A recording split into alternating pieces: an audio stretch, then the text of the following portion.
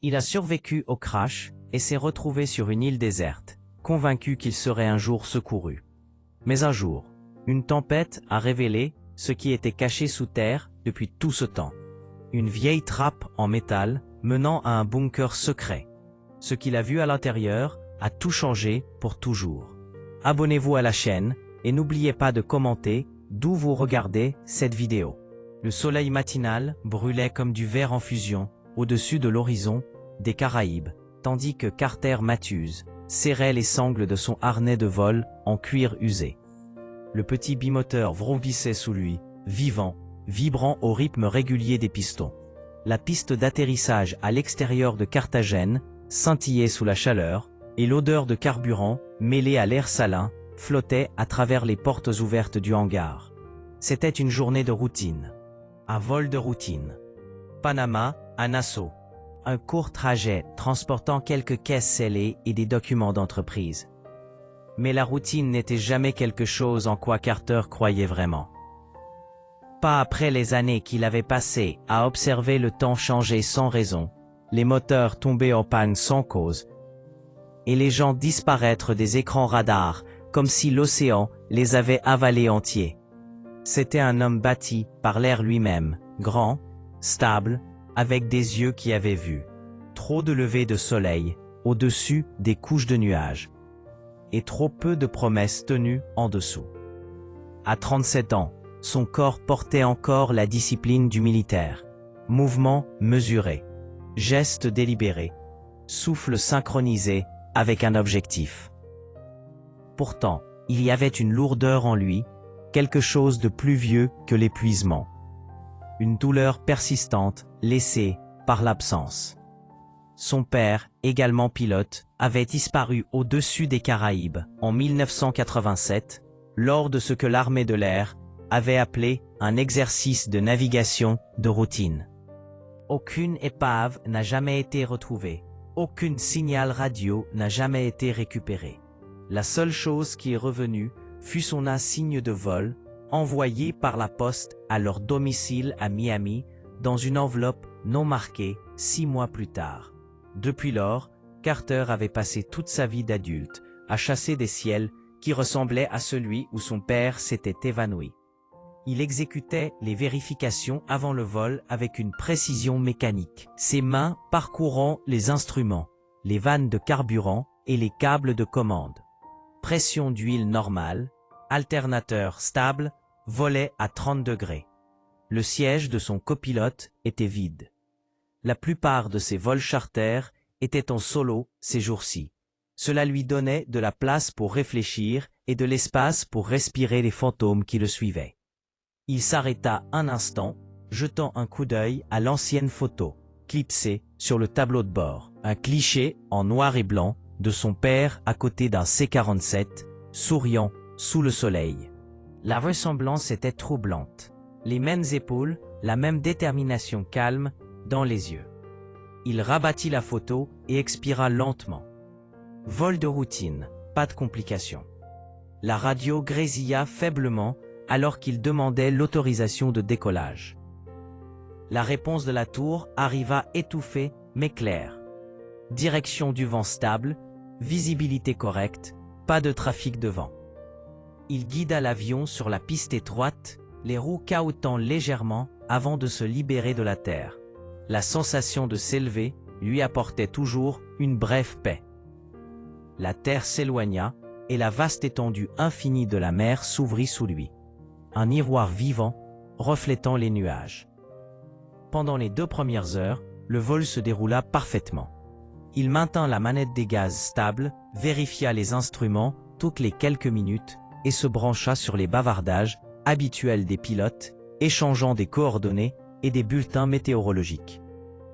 Mais alors qu'il traversait le bord sud du couloir des Caraïbes, juste au-delà de San Andrés, la première irrégularité apparut. L'aiguille de la boussole trembla. Pas de façon spectaculaire, juste un subtil frisson qui le fit regarder 2 fois. Puis, l'écran GPS vacilla, les coordonnées clignotant comme une vieille enseigne au néon. Il fronça les sourcils, tapota l'écran et il se stabilisa. Un murmure statique emplit la radio. Puis, le silence. Il ajusta la fréquence, supposant qu'il s'agissait d'une interférence régionale due à un système orageux proche. Rien d'alarmant pour l'instant. Le ciel commença à changer progressivement. L'horizon devint d'un argent délavé, le genre de lumière qui enlève toute notion de distance. Devant, de minces rideaux de nuages dérivaient bas et son altimètre vacilla entre les lectures. Il grimpa légèrement pour rester au-dessus de la brume. Ce n'est que lorsqu'il remarqua que le voyant du transpondeur faiblissait, juste une douce impulsion perdant son rythme, que sa poitrine se serra. Il vérifia les disjoncteurs, ne trouva rien d'anormal. Le système électrique ronronnait bien, pourtant le signal sur l'écran s'estompa, comme un battement de cœur qui s'affaiblit. Puis il s'éteignit entièrement. Il se dit que ce n'était rien, un dysfonctionnement dans le relais du transpondeur. Il avait vu pire. Il prit une profonde inspiration, tendit la main vers l'unité de secours et garda son cap stable. Mais alors, le moteur toussa, un son creux et sec qui claqua dans la cabine. L'hélice tout sauta une fois, se rattrapa, puis faiblit une deuxième fois. Son pouls s'accéléra. Il scruta les jauges.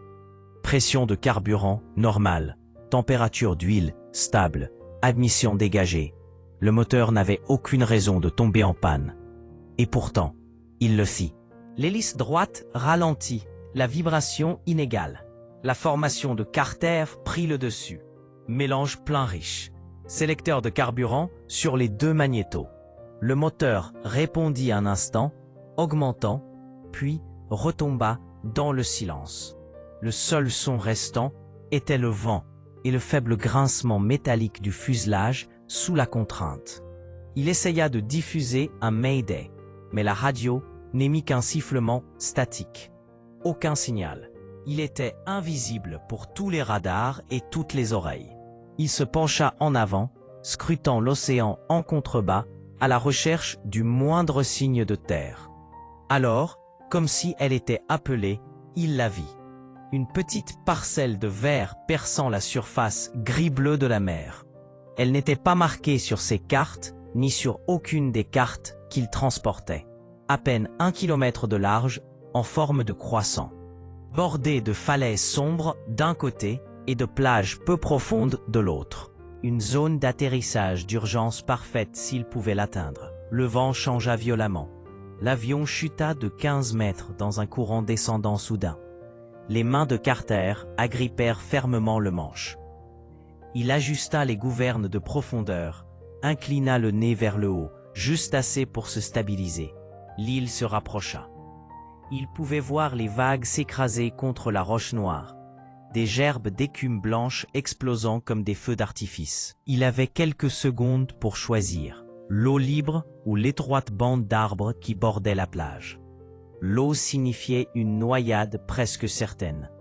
Les arbres signifiaient des eaux brisées, peut-être pire. Il visa les arbres. Le sol arriva vite. Feuilles, branches, le reflet du sable mouillé. Puis l'impact. Une éruption de sons et de mouvements. L'aile gauche accrocha un tronc de palmier. L'avion tourna. Le métal hurla. Le verre se brisa. La tête de Carter s'écrasa contre le harnais. Le monde se fractura en éclairs de verre, de blanc et de bruit. Lorsque le mouvement s'arrêta, il y eut le silence. Seul le rugissement lointain du ressac empli de vide. La douleur se manifesta lentement. Une douleur profonde dans les côtes. Une coupure le long du front. Du sang coula dans son œil. Il se détacha, haletant, et trébucha hors du cockpit, dans l'air humide, épais de sel et de fumée. Le fuselage était déchiré. Une aile enfouie dans le sable. Des flammes léchaient le carter du moteur, mais la brise humide les étouffa rapidement. Il traîna le kit d'urgence, le sac radio et le peu d'eau qui lui restait. Ses mains tremblaient, non par peur, mais par l'adrénaline. Il était en vie contre toute attente, vivant. Il regarda autour de lui, essayant de s'orienter. L'île était silencieuse. Pas d'oiseaux, pas de voix, juste le murmure du vent à travers les mangroves. Il sentait quelque chose de métallique dans l'air, presque comme de l'ozone, après un éclair. La plage s'étendait des deux côtés jusqu'à disparaître derrière des affleurements rocheux. Derrière lui, une végétation dense s'élevait en basse colline couronnée de pierres sombres. Il plissa les yeux contre la lumière du soleil, se reflétant sur quelque chose d'enchâssé dans le sable à quelques mètres de là. S'agenouillant, il l'essuya. C'était un fragment de métal, courbé et poli avec des lettres faiblement gravées. Argus. Le même mot qu'il avait vu griffonné une fois dans le coin des dossiers de service de son père, un tampon de classification que personne dans les archives de l'armée de l'air ne pouvait expliquer. Il resta immobile pendant un long moment, le fragment froid dans sa main. Puis il le retourna. Au dos se trouvait une séquence de chiffres disposés comme des coordonnées, bien qu'incomplètes, des chiffres manquant à la fin, comme s'ils avaient été délibérément effacés. Son cœur s'accéléra. Coïncidence, essaya-t-il de se dire. Mais les coïncidences avaient une étrange façon de tourner autour de lui, comme des oiseaux attendant la tempête.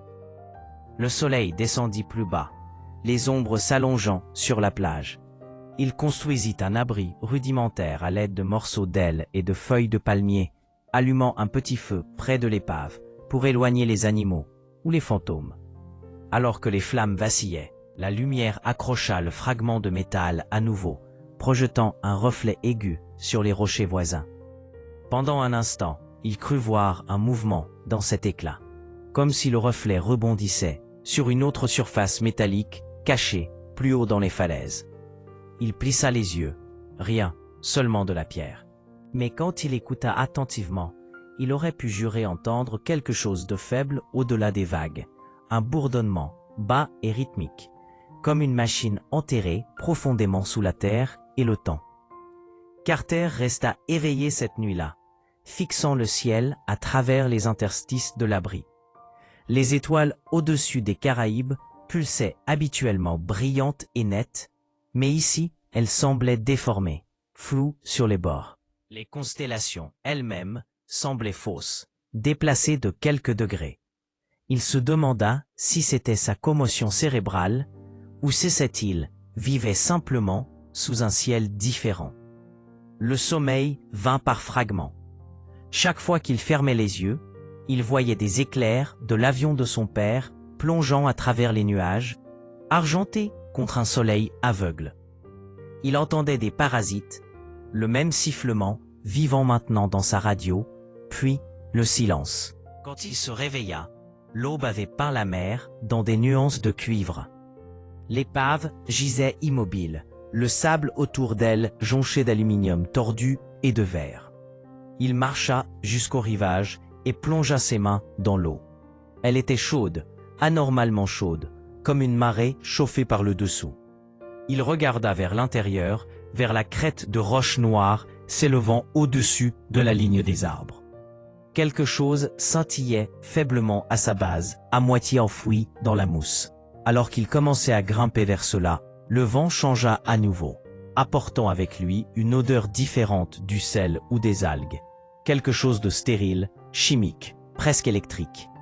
Plus il se rapprochait, plus elle devenait forte. Ses bottes glissèrent sur la pierre lisse, alors qu'il atteignait la base de la falaise. Et là, sous des couches de croûte minérale, il le vit. Un bord parfaitement droit, coupant à travers la roche. Une couture que la nature ne pourrait jamais créer. Il passa ses doigts dessus. Une surface de métal lisse, déguisée sous une peinture texturée pour imiter la pierre. Il recula, la fixant, tandis que les vagues tonnaient derrière lui. Quelque part au fond de lui, il savait ce que cela signifiait. L'île n'était pas ce qu'elle semblait être. Il n'avait pas eu d'accident par hasard. Quelque chose, quelqu'un l'avait guidé ici. Et ce qui attendait, derrière cette ligne scellée dans la roche, attendait depuis très longtemps. Alors que le soleil montait, l'air scintillait de chaleur et de mystère. Carter essuya la sueur de son front et regarda à nouveau le fragment marqué Argus. Les chiffres gravés attrapèrent la lumière, pointant non pas vers une réponse, mais vers le début d'une descente qu'il ne pouvait plus éviter. L'île était silencieuse, mais dans ce silence, il pouvait sentir un bourdonnement sous la terre, régulier et patient, comme si l'île elle-même respirait. Et loin sur l'horizon argenté, les nuages se rassemblèrent à nouveau, témoins silencieux d'un homme qui venait d'entrer dans le vide où son père avait disparu des décennies auparavant. Le premier matin après le crash arriva lourd et calme, avec une sorte de silence qui semblait s'abattre des nuages. Carter se réveilla avant le lever du soleil. Son dos était douloureux à cause de l'abri de fortune qu'il avait construit avec des morceaux de fuselage brisés et des feuilles de palmier. L'air sentait le sel et le fer. La fumée du petit feu qu'il avait maintenu vivant pendant la nuit planait en une mince colonne qui disparaissait dans l'aube immobile. Il s'assit lentement, grimaçant, tandis que les contusions le long de ses côtes lui rappelaient la violence qui l'avait amené ici. L'avion détruit était à moitié enfoui dans le sable, la queue tordue vers la mer, comme s'il essayait encore de s'envoler. Il vérifia ses provisions avec la calme précision de l'habitude. Une demi-bouteille d'eau, une petite ration, la trousse médicale, un couteau et un pistolet lance-fusée. La radio d'urgence refusait de répondre, le voyant de signalisation faible comme une braise mourante. Il appuya quand même sur le bouton, n'entendant que des parasites. Personne n'écoutait dehors. Il tourna le cadran à travers les fréquences, l'une après l'autre, mais le silence était absolu. C'était comme si l'air lui-même avalait le son. Il devait bouger. Rester près de l'épave pourrait le rendre visible d'en haut. Mais après la façon dont ses instruments avaient échoué, il n'était pas sûr que quiconque volerait à nouveau près de cet endroit. Il jeta son sac sur son épaule et commença à marcher le long de la plage. Le sable était blanc, presque trop blanc, doux sous les pieds, mais parsemé de petits fragments de quelque chose qui scintillait faiblement sous la lumière du matin. Quand il se pencha pour regarder de plus près, il réalisa que ce n'étaient pas des coquillages, mais des morceaux de verre, minuscules, uniformes, comme des lentilles brisées. Il en frotta un entre ses doigts. Il était lisse, poli, artificiel. La plage s'arrondissait autour du périmètre de l'île, brisée par des pierres noires déchiquetées qui jaillissaient du ressac, comme des dents. Au-delà s'étendait un mur dense de végétation, des arbres aux feuilles cireuses et aux racines emmêlées qui semblaient agripper le sol avec une force désespérée. La forêt pulsait d'humidité. Et cigales bourdonnaient quelque part, invisibles, et à chaque pas, il apercevait de petits mouvements rapides parmi les branches. L'endroit était vivant, mais anormalement ordonné. Des arbres de différentes espèces se tenaient à intervalles réguliers, comme s'ils avaient été plantés plutôt que poussés naturellement. Il s'arrêta plusieurs fois pour marquer son chemin avec de petits tas de pierres. Mais lorsqu'il revint quelques minutes plus tard, les marqueurs avaient disparu, dispersés par rien qu'il ne puisse entendre ou voir. Il trouva le ruisseau juste avant midi, son eau claire, coulant froide entre des pierres lisses. S'agenouillant, il but goulûment, le goût net, mais avec une faible trace métallique. Il le suivit en amont jusqu'à ce qu'il se rétrécisse en un lit peu profond, près du centre de l'île. De là, le terrain s'élevait en basse colline couverte de fougères et de vignes. La chaleur s'épaississait, l'enveloppant comme un tissu humide. Il pouvait la sentir vibrer du sol lui-même, non pas du soleil au-dessus, mais de quelque chose de plus profond. Il atteignit un petit plateau qui dominait les falaises nord. De là, il pouvait voir presque toute l'île, sa forme en croissant, les plages blanches du côté sud, le mur de roches sombres au nord. La forêt remplissait l'intérieur comme un taquis de velours vert. Pas de fumée, pas de bâtiments, pas de mouvement au-delà du chatoiement incessant de la chaleur. Le monde au-delà était d'un bleu infini. Pendant un long moment, il resta là, le vent pressant ses vêtements, le bourdonnement dans ses oreilles s'approfondissant. Il passa les heures suivantes à explorer méthodiquement, son esprit revenant toujours aux fragments qu'il avait trouvés. La plaque de métal avec le mot Argus. Il ne pouvait se défaire du sentiment que le nom était important. Il se souvenait l'avoir trouvé, une fois auparavant, caché dans les documents déclassifiés de son père. Il avait été tamponné sur un coin déchiré d'un rapport marqué « restreint ». À l'époque, il avait pensé que c'était le nom d'un projet radar ou peut-être d'un système d'avion. Mais maintenant, avec ce même mot, gisant sur une île non cartographiée, sous un ciel brisé, il portait un poids différent, quelque chose d'ancien et de délibéré. En fin d'après-midi, il retourna à la plage, ramassant du bois flotté pour renforcer son abri. La lumière avait viré à un ton métallique dur, l'horizon se brouillant là où la mer rencontrait le ciel. Il s'arrêta pour étudier à nouveau l'épave. Les ailes étaient mutilées, le fuselage déformé au centre, mais une partie du cockpit tenait encore. Il monta à l'intérieur et vérifia les instruments une fois de plus. Mort. Chaque jauge à plat, chaque circuit sans vie. La radio émettait maintenant un faible bourdonnement. Pas de signal, mais pas un silence complet non plus. Comme une fréquence, planant juste hors de portée. Il tapota le boîtier et se figea. Pendant un instant, la lumière se ralluma. Un seul flash, un bref battement de cœur de puissance, puis l'obscurité à nouveau. Il passa la nuit à renforcer son abri et à construire un feu plus grand. Il pensa à écrire un message dans le sable, mais la marée était imprévisible. Elle montait vite, effaçant chaque marque qu'il faisait. Vers minuit, alors que les flammes brûlaient bas, il entendit un son qui lui glaça le souffle. Un faible gémissement mécanique, faible mais régulier, venant de la direction des falaises nord. Il se tint complètement immobile, s'efforçant d'écouter. Ce n'était pas le vent. C'était rythmique, pulsé, comme si un énorme générateur était enterré sous la pierre. Il attendit qu'il s'estompe, mais il ne le fit pas. Cela continua pendant plusieurs minutes, puis s'arrêta tout à coup, laissant un silence qui se fit encore plus lourd. Le lendemain, il décida de se déplacer vers l'intérieur, vers les falaises. Il suivit la mémoire du son, se faufilant à travers la forêt dense. Chaque pas apportait une nouvelle découverte, de petites anomalies qui lui picotaient les nerfs. Il trouva les vestiges d'un foyer, ancien mais pas antique. Les cendres étaient protégées de la pluie par un cercle de pierre soigneusement disposé. À proximité, à moitié enfouie dans le sol, gisait une gourde de style militaire, propre et intacte, estampillée d'une date de fabrication d'il y a seulement quelques années.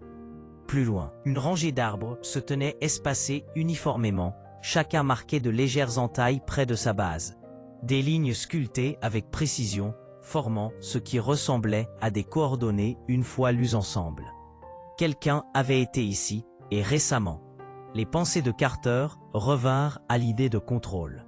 Au cours de ses années de service, il avait vu des îles comme celle-ci, des sites d'essais éloignés, des stations expérimentales, des installations oubliées laissées par des gouvernements qui ne voulaient plus admettre leur existence. Mais ces endroits étaient généralement mis à nu lorsqu'ils étaient abandonnés. Cette île, en revanche, semblait entretenue. L'air était trop pur, la végétation trop uniforme, le silence même était conçu. Lorsqu'il atteignit la base des falaises, le sentiment de conception devint plus fort.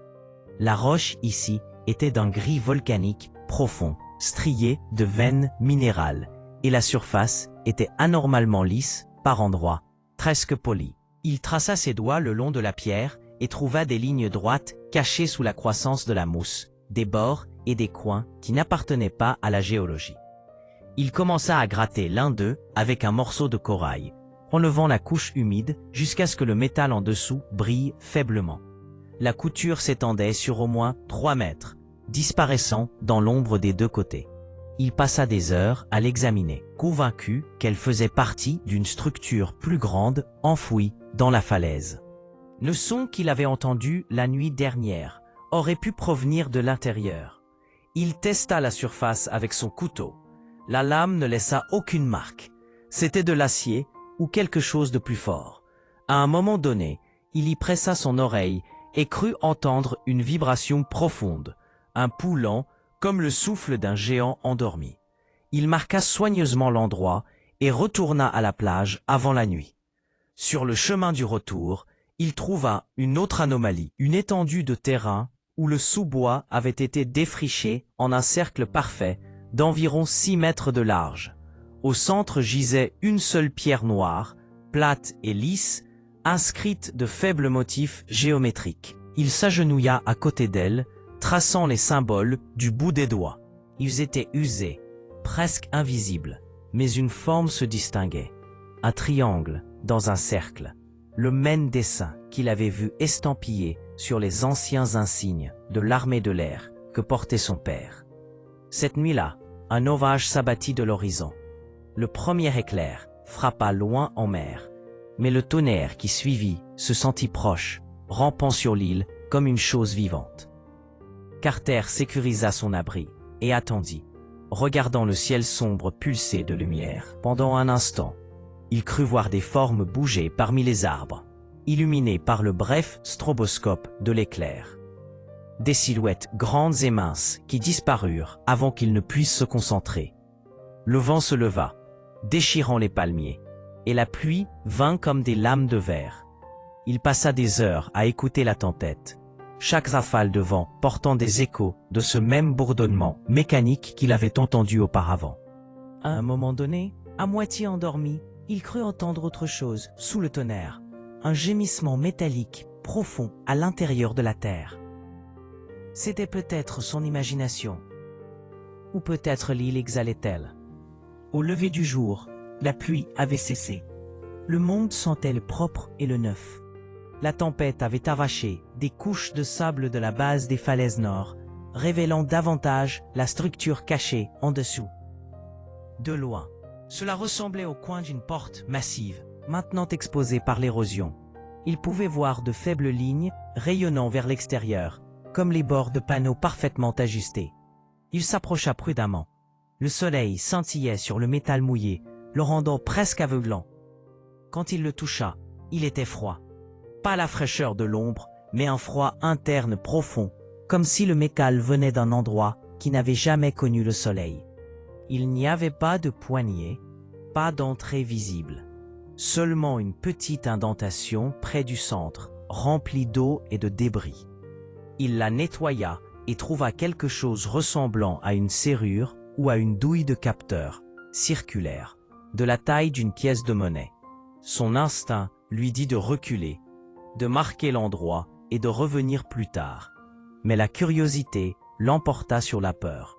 Il examina à nouveau les bords, les suivant, alors qu'ils disparaissaient dans la roche. C'était une porte.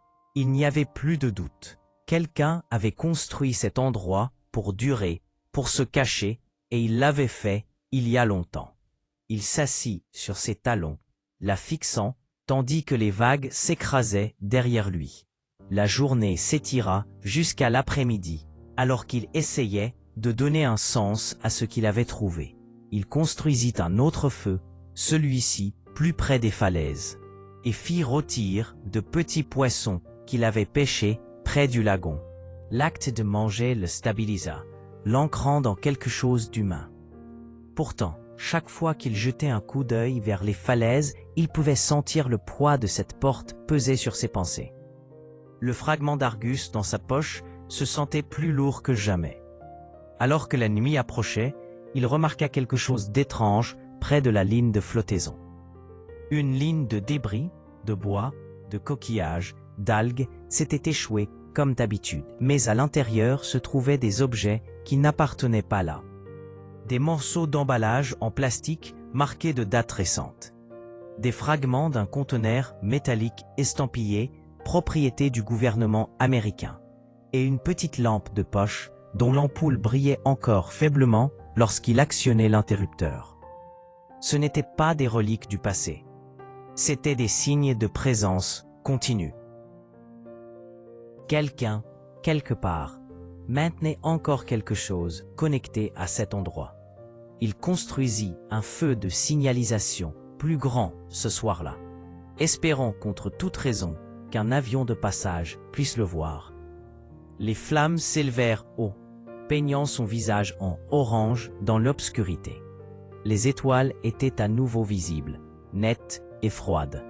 Mais en levant les yeux, il remarqua une étoile se déplaçant lentement, délibérément, à travers le ciel, puis s'arrêtant. Un satellite, peut-être, ou un avion. Mais quand il tourna la tête pour prendre le pistolet lance-fusée et regarda en arrière, elle avait disparu. Il ne dormit pas beaucoup cette nuit-là. Le vent portait des murmures à travers les arbres. Pas exactement des voix, mais des motifs sonores qui semblaient trop délibérés pour être aléatoires. Quand il s'endormit finalement près de l'aube, il rêva à nouveau de la porte, la couture dans la falaise, s'ouvrant silencieusement pour révéler un couloir de lumière rouge et l'écho de pas descendant dans la terre. Quand il se réveilla, de la sueur couvrait sa peau, bien que l'air fût frais. Le feu s'était consumé en cendres. La marée était venue et repartie, et dans le sable près de son abri, des empreintes de pas fraîches menaient vers les falaises. Elles étaient grandes, profondes, faites par des bottes, pas des pieds nus. Il les suivit à mi-chemin de la plage avant qu'elles ne disparaissent brusquement, comme si la personne qui les avait laissées avait marché directement dans la roche. Carter resta là pendant un long moment, fixant cette fin impossible. Puis, lentement, il tourna ses yeux vers les falaises, vers la couture de métal brillant, maintenant, sous la lumière du matin. L'île n'était plus un lieu de survie. C'était un piège construit bien avant son arrivée, et il attendait, semblait-il, juste lui. Pendant 3 jours, Carter fit le tour des falaises nord, étudiant chaque fissure et chaque couture dans le mur volcanique sombre. La ligne métallique qu'il avait découverte lui était visible chaque matin lorsque le soleil se levait de la mer. C'était devenu à la fois une promesse et un avertissement, une invitation à une vérité qu'il n'était plus sûr de vouloir. Il fouilla l'épave à la recherche d'outils, arrachant des panneaux d'aluminium, coupant des fils et façonnant un levier rudimentaire à partir d'une partie de la jambe de force du train d'atterrissage. Sa formation lui avait appris que la plus petite faiblesse mécanique pouvait ouvrir les barrières les plus impossibles. Mais pendant qu'il travaillait, une voix plus profonde en lui murmurait que cette porte n'était pas censée être ouverte par accident. Les jours passèrent lourds d'humidité et le ciel ne semblait jamais s'éclaircir. L'air avait ce calme chargé qui précédait une tempête, bien qu'aucun vent n'ait jamais atteint l'île. Il marquait le passage du temps par la lente décomposition de l'épave et le rythme des marées. Mais les deux commençaient à sembler peu fiables. Les nuits étaient pires. Il se réveillait soudainement, convaincu d'avoir entendu des pas bouger dans le sable au-delà du feu mourant, mais lorsqu'il rampait hors de son abri, il n'y avait que la mer murmurant contre le rivage. Les empreintes de pas qu'il avait trouvées quelques jours auparavant le hantaient toujours. Aucune marée ne les avait effacées et aucune nouvelle n'était apparue. Elles se terminaient au même endroit, près de la couture de la porte cachée. Au matin du 4e jour, il décida d'agir. Attendre était devenu une paralysie. S'il y avait une explication enfouie derrière cet acier, il la trouverait ou mourrait en essayant. Il entaqueta le peu qu'il avait, un couteau, un morceau de corde, 2 bouteilles d'eau et la lampe de poche qu'il avait récupérée des débris échoués. Son faible faisceau vacillait, mais tenait bon. Il jeta un dernier regard à la mer avant de se tourner vers les falaises. La porte se tenait silencieuse, son contour plus clair, maintenant qu'il avait enlevé la mousse et le sable. De loin, elle pouvait encore passer pour une partie de la roche, mais de près, l'illusion s'effondrait. Les bords étaient trop droits, la surface trop lisse. Il passa sa main dessus et sentit une faible vibration sous sa paume, comme le tremblement d'un moteur au ralenti. Il hésita, puis coinça le levier de fortune dans la petite indentation qu'il avait trouvée plus tôt. La première tentative ne produisit qu'un bruit sourd. La deuxième fois, le son changea. Un gémissement métallique, bas et résonnant. Il poussa plus fort, ses muscles se contractant jusqu'à ce que quelque chose de profond dans la structure cliquette. De l'air siffla à travers une étroite fissure, portant avec lui une odeur de rouille et de produits chimiques. Il recula tandis que la couture s'élargissait. De la poussière et des débris dégringolant en un doux nuage. La porte ne bougea que de quelques centimètres, puis s'arrêta. Il retira le levier et glissa ses doigts dans l'espace. Du métal froid rencontra sa peau. De toutes ses forces, il poussa. La porte céda lentement, centimètre par centimètre, jusqu'à ce qu'une fente d'obscurité s'ouvre devant lui. Une vague d'air s'échappa, sèche, artificielle, teintée d'ozone. Cela sentait un endroit scellé depuis des décennies. Il hésita, sur le seuil. L'obscurité au-delà était absolue. Le faisceau de sa lampe de poche trembla à travers l'ouverture, attrapant le faible contour d'un couloir descendant dans la terre. Les murs étaient en métal, des panneaux rivetés, tachés par l'âge. Sur le sol, une mince couche de poussière gisait non perturbée, sauf pour un ensemble d'empreintes de pas qui disparaissaient dans le noir. Elles étaient vieilles, peut-être vieilles de plusieurs années, peut-être de quelques jours. Il n'y avait aucun moyen de le savoir. Le cœur de Carter battait la chamade alors qu'il passait. La porte se referma derrière lui avec un bruit doux mais final, coupant le monde du soleil et du ressac. Pendant un moment, la panique le griffa. L'air était lourd et chaque respiration ressemblait à l'absorption du poids du temps lui-même. Il se ressaisit et avança, un pas prudent à la fois. Le couloir descendait doucement, le sol couvert de sable fin, apporté par le vent, ou peut-être par les fantômes des tempêtes.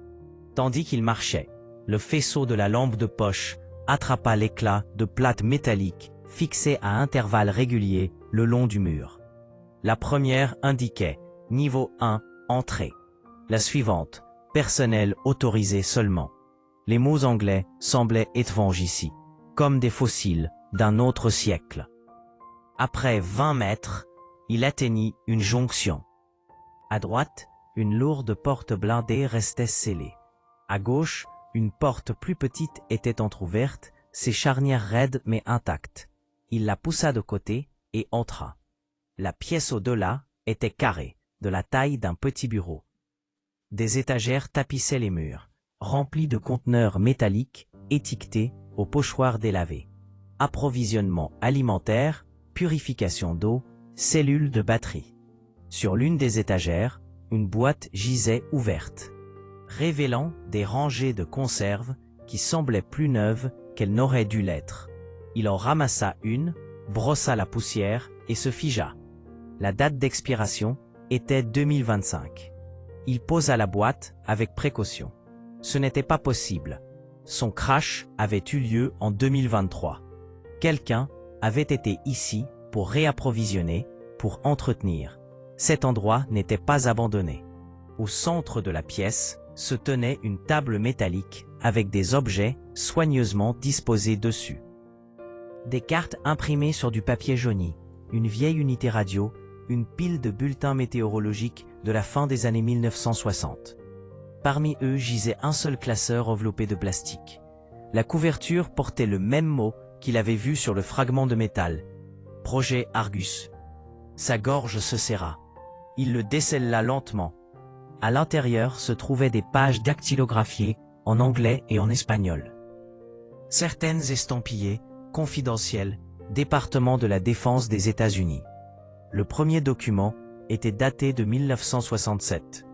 Il décrivait la mise en place d'une installation d'observation psychologique à distance pour des études d'isolation environnementale à long terme.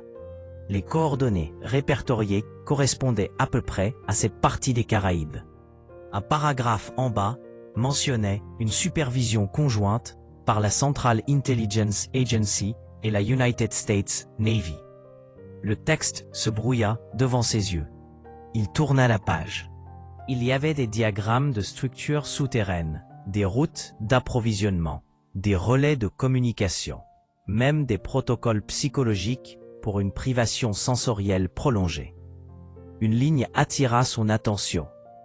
Les profils des sujets doivent être tirés du personnel militaire avec de forts indices de résilience et des ancres de motivation familiale. Il relut le mot lentement, son pouce accélérant. Ancre de motivation familiale. C'étaient les traits mêmes que les dossiers de son père avaient soulignés. Il continua de lire, feuilletant les pages, comme s'il déchirait des couches d'un rêve. Certains des documents étaient plus récents, dactylographiés dans des polices modernes, listant des calendriers d'entretien du début des années 2000. Des rotations de personnel, des financements sous différents noms d'entreprises. Le même projet vivant sous de nouveaux déguisements. Il se tourna pour partir, mais s'arrêta. Sur le mur du fond, partiellement caché par les ombres, était accrochée une photographie. Le cadre était rouillé, le verre fissuré, mais l'image à l'intérieur était claire. Elle montrait un groupe d'hommes en uniforme militaire, debout, devant ce qui ressemblait à cette même installation. Au centre du groupe se trouvait un homme grand, à la peau sombre, souriant légèrement, sa main posée sur un casque de pilote. Carter sentit son estomac se nouer. L'homme était son père. Le choc le cloua au sol. Sa respiration devint superficielle. Son cœur tambourinait dans ses oreilles. La date griffonnée au dos de la photo indiquait octobre 1968.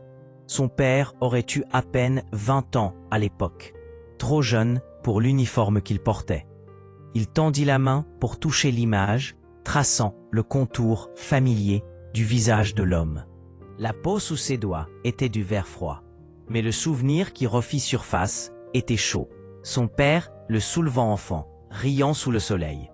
Maintenant, ce souvenir se déforma, tordu en quelque chose de souillé. Son père n'avait pas simplement disparu. Il avait fait partie de cet endroit. Il recula, agrippant le bord de la table pour se soutenir. La vérité était trop grande pour tenir dans ses pensées. Il se força à respirer, à penser. Si son père avait été ici, s'il avait aidé à construire ou à faire fonctionner cette installation, alors peut-être que la disparition n'était pas du tout un accident. Peut-être que le crash qui avait amené Carter ici ne l'était pas non plus. La pensée rampa en lui comme de la glace. Il quitta la pièce et continua plus profondément dans le couloir. Sa lampe de poche vacilla, puis se stabilisa à nouveau. La température de l'air baissait, plus il s'enfonçait. À droite, une autre porte s'ouvrait sur une chambre plus large. Il entra et se figea. C'était un laboratoire préservé comme si le temps l'avait oublié. Des tables étaient alignées avec des instruments d'une autre époque. Oscilloscope, bobines de ruban adhésif, microscope jauni par l'âge. Des bocaux en verre remplis de résidus chimiques scintillaient sous la fine couche de poussière. Sur un mur était accroché un grand tableau noir couvert d'écritures délavées, formules, graphiques d'ondes cérébrales et des phrases comme « résilience cognitive » et « seuil de dégradation comportementale ». Dans le coin se tenait un support d'anciens appareils d'enregistrement, leurs bobines étiquetées par date. La plus ancienne indiquait 1970, la plus récente, étonnamment, indiquait 2022. Le voyant rouge brillait de façon stable. Il n'avait pas vu un seul équipement fonctionner depuis des jours. Pourtant, celui-ci répondait comme s'il avait attendu. Il trouva un haut-parleur attaché par un fil cassant et tourna le cadran. Un léger clic résonna, suivi d'un faible sifflement de parasite. Puis, faiblement, une voix. Elle était déformée, asexuée, mais indéniablement humaine. L'enregistrement boucla un court message. Niveau 1, sécurisé. Sujet 9, paramètres stables, observation continue. Les mots se répétèrent. Puis, la machine s'éteignit. Sujet 9. Il se tint immobile, l'air soudain froid contre sa peau. La voix semblait récente, claire, non vieillie. Il se tourna lentement vers la rangée de moniteurs sur le mur opposé. Ils étaient sombres, mais alors qu'il s'approchait, l'un d'eux clignota avec un léger gémissement. Des lignes de code vert défilèrent à l'écran, suivies d'un message. Intégrité du système. Actif. Accès à distance. Établi. Carter recula. Son reflet le fixait depuis la vitre du moniteur, son visage pâle sous la faible lumière. Il n'était pas seul ici. Quelqu'un ou quelque chose contrôlait toujours cet endroit, regardait toujours. Il se dirigea vers la sortie, le cœur battant, chaque nerf à vif. Alors qu'il atteignait le couloir, les lumières au-dessus de lui vacillèrent, l'une après l'autre, comme si elles détectaient son mouvement. Un faible bourdonnement emplit l'air, le même son qu'il avait entendu à l'extérieur, mais plus fort maintenant, pulsant à travers les murs. Il suivit le couloir vers le haut, désespéré de retrouver la lumière du jour. Lorsqu'il atteignit la première jonction, il s'arrêta net. La porte par laquelle il était entré était en train de se fermer. Lentement, mécaniquement, la massive dalle d'acier glissait en place. Il courut, l'écho de ses pas noyé par le métal qui grinçait. Il atteignit l'espace juste à temps pour coincer son épaule dans l'espace qui se rétrécissait. Avec un dernier effort, il se glissa à travers et tomba sur le sable à l'extérieur. La porte se scella derrière lui avec un bruit sourd, ne laissant que la faible couture pour montrer qu'elle avait jamais été ouverte. Il resta allongé là pendant un long moment, la poitrine haletante, fixant le ciel indifférent. La mer était calme, comme si rien sous l'île n'avait bougé. Pourtant, la vérité avait basculé de manière irréversible. Le nom Argus n'était plus un mystère du passé de son père, c'était l'architecture de son propre présent. L'installation sous les falaises n'était pas une ruine, mais un système vivant. Et si elle fonctionnait toujours, si quelqu'un avait réapprovisionné ses fournitures et maintenu ses machines en marche, alors celui qui la contrôlait savait exactement qu'il était là. Alors que la nuit tombait, il s'assit près de son feu, la photographie de son père entre les mains. Le sourire de l'homme semblait différent maintenant, secret, sachant. Carter fixa les flammes et sentit les vieilles limites du temps se dissoudre. L'île, le crash, la disparition de son père. Chaque pièce s'insérait dans un motif plus grand, qui pulsait, comme le battement de cœur qu'il avait ressenti derrière cette porte d'acier. Il réalisa alors qu'il n'avait pas seulement pénétré à l'intérieur de l'île, mais dans le passé lui-même. Et que ceux qui attendaient sous ces falaises l'avaient déjà marqué bien avant que son avion n'ait décollé. Le sommeil devint une chose fragile pour Carter après cette nuit. Chaque fois que ses yeux se fermaient, son esprit le ramenait dans les couloirs métalliques sous les falaises. Le sifflement de l'air scellé, les machines bourdonnantes, la photographie du visage plus jeune de son père le fixant depuis le mur des fantômes. Quand l'aube arriva, il se réveilla trempé de sueur, incertain de ce qui avait été des rêves et de ce qui appartenait au monde éveillé. Le feu s'était éteint, ne laissant que des cendres grises. La porte à la base des falaises ressemblait exactement à avant, sa couture parfaite attrapant la nouvelle lumière comme une cicatrice à travers la roche. Mais Carter savait mieux maintenant. Il avait touché son cœur. Il avait entendu son souffle. Et quelque part, sous cet acier, quelque chose respirait encore en retour. Les 2 jours suivants se sont fondus en un long acte de survie. Il chassait le long du rivage, construisait un meilleur abri près du ruisseau d'eau douce et rationnait sa nourriture avec soin. Pourtant ses pensées revenaient encore et encore au bunker. Les documents, les photographies, les enregistrements, ce n'étaient pas des vestiges d'une station abandonnée de la guerre froide. C'étaient les os d'un système toujours vivant. La découverte avait changé la texture de l'île. Chaque bruissement de vent, à travers les palmiers, ressemblait maintenant à des pas. Chaque ombre qui vacillait le long des rochers semblait appartenir à quelqu'un qui observait. Au 3e matin, il se réveilla pour trouver l'épave de son avion dérangée. La trappe du cockpit qu'il avait laissée fermée était ouverte, et les empreintes de pas qui emmenaient au sable étaient de la même taille que les siennes, mais plus profondes, plus lourdes. Il les suivit seulement sur quelques mètres avant qu'elles ne disparaissent à nouveau dans le sol rocheux. Aucun signe de quelqu'un d'autre, aucun bruit de départ, seulement une absence parfaitement orchestrée. Il se dit qu'il ne retournerait pas au bunker, mais l'île ne lui laissa pas le choix.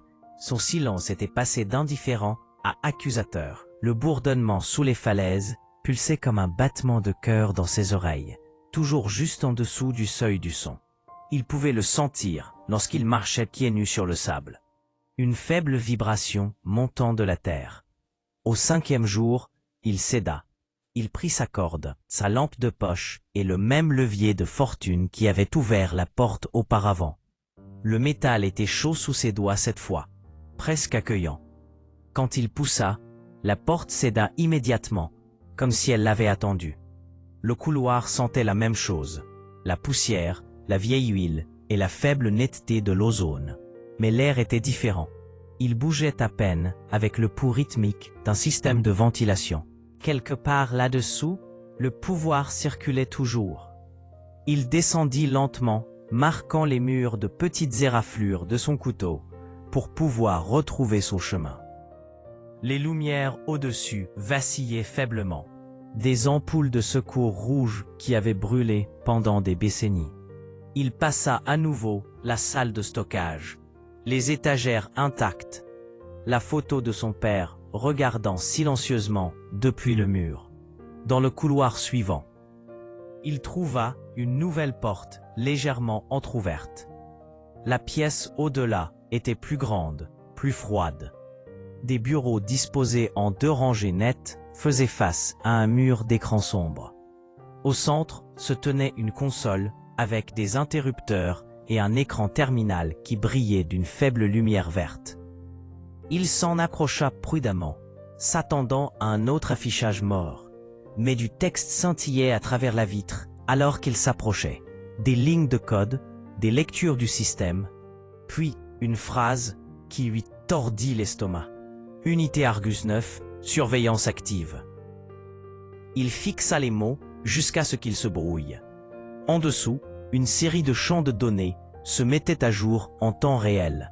Rythme cardiaque, indicateur de stress, cycle de sommeil, apport calorique. Les nombres changeaient par fraction de points. Trop dynamique pour être ancien. Puis il vit l'étiquette au-dessus des lectures. Idée sujet, C. Matthews.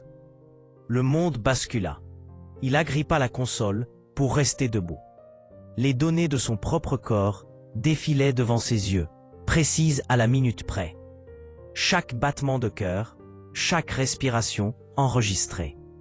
L'île ne l'avait pas seulement observé depuis le crash.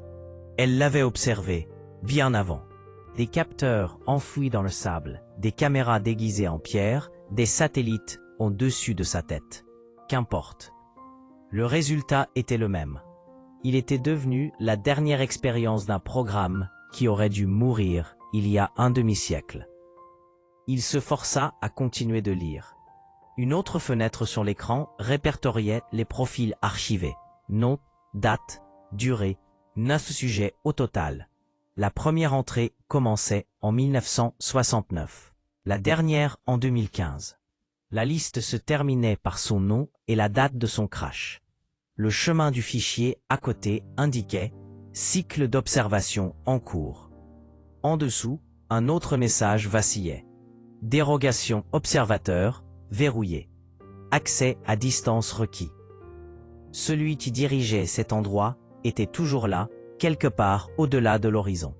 Il se détourna de l'écran, la bile montant dans sa gorge. Sur le mur du fond était accrochée une autre carte des Caraïbes.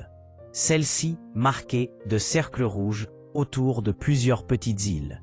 L'une était la sienne. Les autres s'étendaient en ligne vers l'est, chacune étiquetée d'un code alphanumérique. Argus n'était pas un seul bunker. C'était un réseau dispersé à travers la mer. Au bas de la carte, une note manuscrite à l'encre délavée indiquait « Continuité du champ de surveillance permanent ». Il fouilla les bureaux à la recherche de plus de documents et trouva des dossiers remplis de rapports techniques.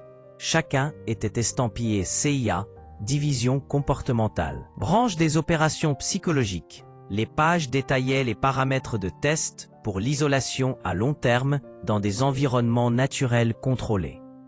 Des graphiques mesuraient la dégradation de la fonction cognitive au fil des années de confinement. Le langage clinique froid transformait la survie en expérience. Illustre à ce que les mots perdent leur sens. conditionnement du sujet, interférence externe, tentative de sauvetage simulée. Ce dernier terme l'arrêta. Il feuilleta les photographies qui l'accompagnaient.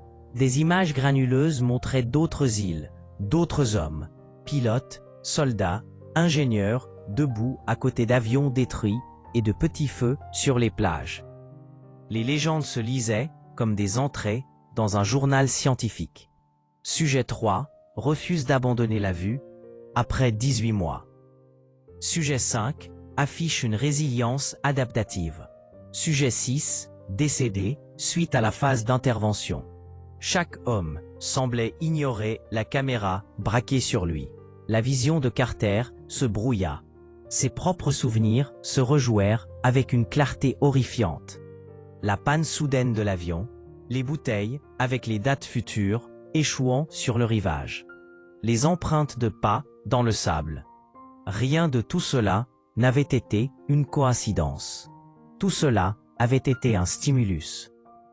Des points de données dans une conception à laquelle il n'avait jamais consenti. Le crash, l'isolation, même la disparition de son père. Tout était lié. Argus n'étudiait pas les accidents, il les créait. Il recula du bureau et faillit renverser un tabouret métallique. Le bruit résonna dans le couloir. Pendant un instant, il resta figé, écoutant. Puis, de quelque part plus profond dans le complexe, un léger bruit mécanique se fit entendre. Pas le bourdonnement des bouches d'aération, pas le bourdonnement de vieilles machines. Un claquement rythmique, mesuré et délibéré. Il éteignit sa lampe de poche et attendit. Le son devint plus fort, plus proche, comme des pas sur du métal. Puis il s'arrêta. Le silence à nouveau. Il retint son souffle pendant près d'1 minute, avant de rallumer la lumière. Le couloir derrière lui était vide. Il se força à bouger. La panique le tuerait, plus vite que ceux qui vivaient encore ici. Dans la pièce suivante, il trouva des rangées d'armoires métalliques remplies de dossiers. Chaque tiroir, étiqueté par année. Beaucoup étaient vides, leur contenu enlevé, mais quelques-uns contenaient encore des papiers trop fragiles pour être touchés. Il les passa au crible, jusqu'à ce qu'un seul dossier attire son regard. L'étiquette indiquait « Personnel, opérateur Cabrera Thomas, actif, 1980-1985 ». Le nom le frappa comme un éclair. Cabrera, le même nom de famille qu'il avait vu griffonner dans le coin d'un des journaux de bord plus anciens. Le même homme mentionné dans les lettres de son père comme un ami de confiance. À l'intérieur du dossier se trouvaient des rapports de performance et des évaluations médicales. La dernière page portait une seule ligne dactylographiée en gras. Sujet promu au poste d'opérateur de terrain après la rétention réussie du sujet 04. En dessous, manuscrite à l'encre rouge, se trouvait une addition ultérieure. Déserteur, tentative de contact avec le sujet. Neutralisé conformément au protocole. Sujet 09. Son père. Le papier trembla dans ses mains. La pièce sembla rétrécir autour de lui. Son père n'avait pas disparu dans un accident. Il avait essayé de s'échapper, d'arrêter cela, et il l'avait tué pour cela. Ou pire, il l'avait replié dans l'expérience jusqu'à ce qu'il cesse d'être humain du tout. Il repoussa les papiers dans le tiroir et le ferma doucement. Il n'y avait plus rien à trouver ici, sauf des fantômes. Il revint sur ses pas à travers le couloir, vers l'entrée principale. Alors qu'il s'approchait de la sortie, le bourdonnement du bunker s'approfondit. Un faible bruit lancinant qui faisait vibrer le sol sous ses bottes. Un voyant rouge clignota au-dessus de la porte. Puis soudain, la même voix désincarnée qu'il avait entendue auparavant emplit le couloir. Intégrité du système active. Observation du sujet reprise. Les mots se répétèrent 2 fois avant de couper. Carter n'attendit pas de les entendre à nouveau. Il sprinta vers la porte ouverte et trébucha à la lumière du jour, haletant comme si le ciel lui-même lui avait été refusé. Le soleil lui semblait dur et irréel sur la peau. La mer s'étendait calme et argentée jusqu'à l'horizon. Indifférent à sa découverte, il marcha jusqu'à ce que ses jambes lâchent, s'effondrant près de l'épave de son avion. Pendant des heures, il resta là, fixant le ciel indifférent. La mer s'étendait calme et argentée jusqu'à l'horizon. Indifférent à sa découverte, il marcha jusqu'à ce que ses jambes lâchent, s'effondrant près de l'épave de son avion. Pendant des heures, il resta là, fixant le ciel, le vent tirant doucement sur ses vêtements. Les motifs des nuages changeaient au-dessus de sa tête, formant des formes qui lui rappelaient les visages sur les photographies. Les sujets, les observateurs, son père. La ligne entre eux s'estompa jusqu'à ce qu'il ne sache plus lequel il était. Lorsque l'obscurité tomba, il alluma un autre feu et regarda les flammes lutter contre la brise. La photo de son père gisait à côté de lui, froissée et tachée par ses mains. Il l'étudia sous la lumière vacillante, cherchant des indices qu'il avait manqués auparavant. Dans le coin inférieur, il remarqua une écriture faible qu'il avait négligée. 3 chiffres à peine visibles, 0797. Une date, le jour où l'avion de son père avait disparu. Et en dessous, une autre ligne, presque effacée. Argus, unité 9. Il sentit le poids de l'île peser sur lui. La réalisation que son père s'était tenu au même endroit des décennies plus tôt, ouvrant peut-être la même porte, entendant la même voix. L'expérience n'avait jamais pris fin, elle avait simplement évolué, passant d'une génération à l'autre. Il comprit maintenant pourquoi le bunker l'avait reconnu, pourquoi le système avait ses données biométriques. Il n'était pas un intrus ici. Il était la continuation d'une conception qui avait commencé avec sa naissance. La nuit s'épaissit, les étoiles nettes et impitoyables. Quelque part dans les falaises, une lumière clignota une fois, comme pour signaler une reconnaissance. Carter ne bougea pas. Il savait que ce n'était pas son imagination. Les observateurs étaient toujours là, derrière les murs, derrière les machines, patients comme le temps lui-même. Et lui, l'observé, était assis dans la lueur de son propre petit feu, sachant que l'histoire que son père avait essayé de mettre fin avait trouvé un nouveau sujet. Le bourdonnement sous l'île n'a jamais cessé. Il suivait le rythme de son cœur. Il le suivait depuis toute sa vie. Le vent sur l'île changea après cette nuit. Il ne portait plus le même calme lourd de sel, mais se déplaçait par courtes rafales nerveuses, comme si l'air lui-même était devenu conscient d'être observé. Carter sentit le changement au plus profond de sa poitrine. Quelque chose s'était réveillé sous terre, et le silence qui suivait n'était pas une absence, c'était une écoute.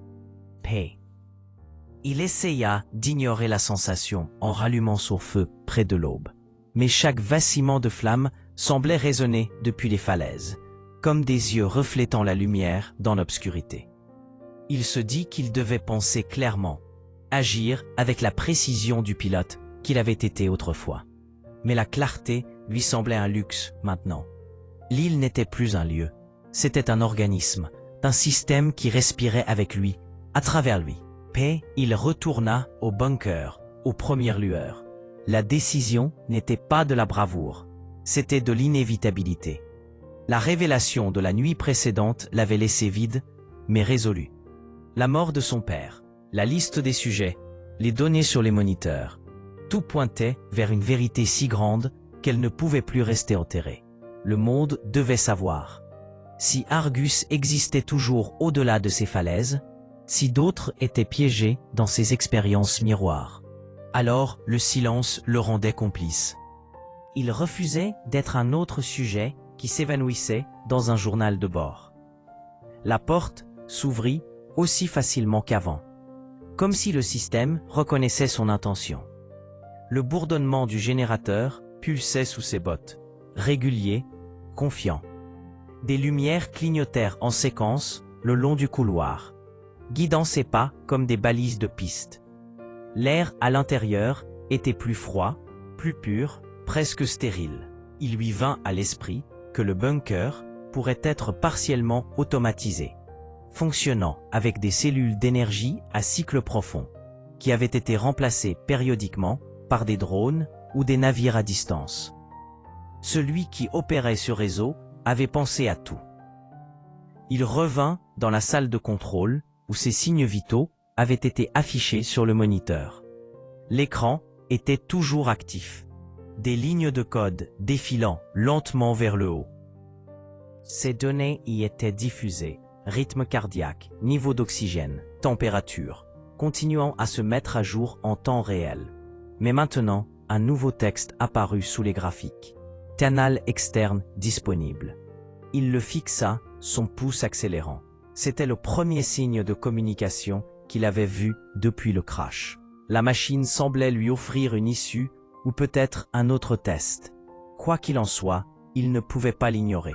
Il s'assit devant la console, les mains tremblantes alors qu'il traçait les touches usées du clavier. La plupart des lettres étaient effacées et la surface du métal était froide. Il tapa un seul mot. Bonjour. Le curseur clignota pendant plusieurs secondes avant que la réponse n'apparaisse, simple et sans émotion. Identifié. Il hésita, puis tapa. Carter Matthews, pilote civil, numéro d'immatriculation N741 JL. J'ai atterri en catastrophe sur une île non cartographiée à environ 200 000 nautiques au sud de la Jamaïque. Une autre pause, puis identité confirmée. Sujet 10. Il recula de la console comme s'il avait été frappé. La numérotation avait avancé depuis son père. Il était la prochaine itération, la prochaine variable dans une formule qui tournait depuis des décennies. Il fixa l'écran, la rage et l'incrédulité se combattant en lui. « Qui êtes-vous » tapa-t-il. La réponse vint instantanément. « Contrôle opérationnel Argus, nœud distant actif. » Puis, avant qu'il ne puisse répondre, une autre ligne apparut. « Observation compromise, confinement initié. » Les mots disparurent, remplacés par une barre de chargement. Quelque part au plus profond du bunker, des machines s'agitèrent. Un lourd fracas résonna dans le couloir, suivi du lent grincement de métal se déplaçant contre du métal. Il connaissait ce son, le son des portes qui se fermaient, le confinement. Ils étaient en train de l'enfermer. Il courut, lampe de poche à la main, revenant sur ses pas vers la sortie. Mais lorsqu'il atteignit le passage principal, la porte extérieure avait déjà commencé à se refermer. Il y jeta son épaule, luttant contre le poids. Pendant un moment, elle résista, puis s'arrêta à mi-chemin, coincée par le sable ou la corrosion. Il se glissa à travers l'espace, écorchant son côté contre le bord, et trébucha dans la lumière du jour aveuglante. Derrière lui, la porte se scella avec un bruit sourd final. Le bourdonnement sous l'île s'approfondit, la vibration rampant à travers la semelle de ses bottes. Il ne s'arrêta de courir que lorsqu'il atteignit la sécurité de la plage. Là, il s'effondra sur le sable, haletant, la lumière du soleil trop vive après la pénombre artificielle du bunker. Les vagues se brisaient calmement, comme si rien n'avait changé. Mais l'île avait commencé à trembler avec le pouls lent des machines, qui se réveillaient. Il savait qu'il ne pouvait pas rester beaucoup plus longtemps. Si le système le considérait comme une faille de sécurité, il le supprimerait de la même manière qu'il avait supprimé les autres. Il passa les heures suivantes à récupérer ce qu'il pouvait de l'épave. Des outils, une petite batterie solaire, des fragments de câblage. Son esprit fonctionnait avec la discipline d'un pilote, méthodique et détaché, même si la peur rongeait les bords. Il devait envoyer un signal assez fort pour atteindre au-delà de l'interférence de l'île. Quelque chose que le réseau Argus ne pouvait pas immédiatement bloquer. La balise de détresse intégrée à son avion avait brûlé dans l'accident. Mais l'unité émettrice existait toujours, enfouie profondément à l'intérieur de l'épave. Il la délogea, son boîtier, déformé mais intact. L'installation de l'équipement prit la majeure partie de l'après-midi. Il la transporta jusqu'au point le plus élevé de l'île, une crête déchiquetée surplombant les falaises. De là, il pouvait voir l'horizon sans fin de la mer et la faible courbure de la terre. Il monta l'antenne à l'aide d'un morceau de tube d'aluminium et la connecta à la cellule solaire récupérée. Le vent tirait sur les câbles alors qu'il les serrait, murmurant à travers les trous rouillés dans le métal. Quand il l'alluma, le petit voyant indicateur clignota en rouge, puis en orange. C'était vivant. Il ajusta le cadran de fréquence manuellement, parcourant les canaux d'urgence. Des parasites emplirent l'air, puis une faible impulsion sonore. Il retint son souffle, accordant jusqu'à ce que l'impulsion devienne un rythme régulier. Ce n'était pas une balise de sauvetage. C'était le signal de l'île, la même fréquence qui avait brouillé son équipement auparavant. Argus l'utilisait pour masquer les transmissions, pour créer le silence. Il devrait le combattre. Il recalibra l'émetteur, réduisant la bande passante et amplifiant la sortie grâce à la surtension de la batterie. La lumière vacilla, puis se stabilisa en vert. Il parla dans le microphone, la voix rauque par la désuétude. « Ici, Carter Matthews, pilote civil. Numéro d'immatriculation N2741JL. J'ai atterri en catastrophe sur une île non cartographiée à environ 200 000 nautiques au sud de la Jamaïque. L'île contient une installation de l'ère de la guerre froide, identifiée comme projet Argus. Le site est actif. Répétition, le site est actif. Ils sont toujours là. Quelqu'un doit... » La ligne coupa dans les parasites. Il ajusta à nouveau le cadran. « Il doit trouver cet endroit, enregistrer tout. Dites-leur que ça n'a jamais pris fin. » Il répéta le message 3 fois. Puis il passa à une boucle automatisée. Chaque répétition drainait plus de puissance de la batterie, mais il le maintint en marche jusqu'à ce que la lumière faiblisse. Il n'était pas sûr que quiconque puisse l'entendre ou si le signal serait avalé par l'interférence d'Argus, mais peu importait. La vérité était dehors maintenant, quelque part dans les couloirs invisibles des ondes radio.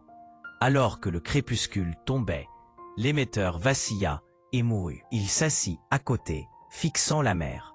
Pour la première fois depuis le crash, il ressentit quelque chose de proche du calme. Il avait brisé le silence, même si personne n'entendait, même si le système effaçait chaque trace de ce qu'il avait dit. Il pensa à son père, à la photographie et à l'inscription en dessous. Peut-être que l'homme avait essayé la même chose une fois, envoyant un message dans le vide, espérant que quelqu'un écouterait.